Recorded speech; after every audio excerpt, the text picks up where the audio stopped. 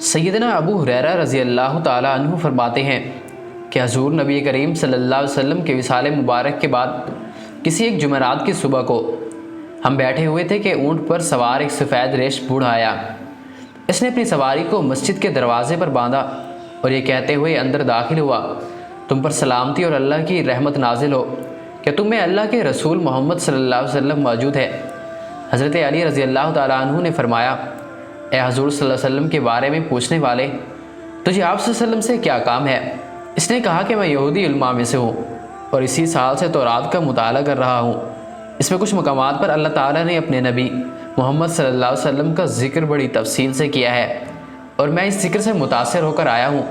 اس نے سلسلہ کلام جاری رکھتے ہوئے کہا، میں آپ صلی اللہ علیہ وسلم کے ہاتھ پر بیعت اسلام کے لیے حاضر ہوا ہوں۔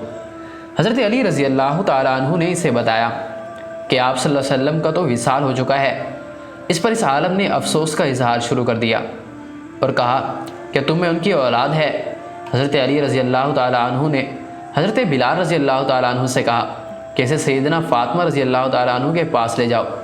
وہاں جا کر اس نے اپنا تعارف کروایا اور اس خواہش کا اظہار کیا کہ میں آپ صلی اللہ علیہ وسلم کے کپڑوں میں سے کسی کپڑے کی زیارت کرنا چاہتا ہوں۔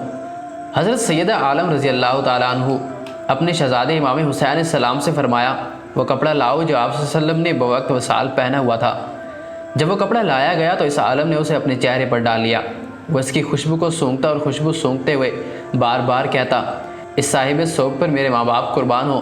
اس کے بعد حضرت علی رضی اللہ تعالیٰ عنہ سے مخاطب ہو کر کہنے لگا، حضور صلی اللہ علیہ وسلم کے اوصاف جمیلہ کا تذکرہ اس طرح کرو کہ گویا میں انہیں دیکھ رہا ہوں۔ کہ بات سن کر حضرت علی رضی اللہ تعالیٰ عنہ اپنے جذبات پر قابو نہ رکھ سکے۔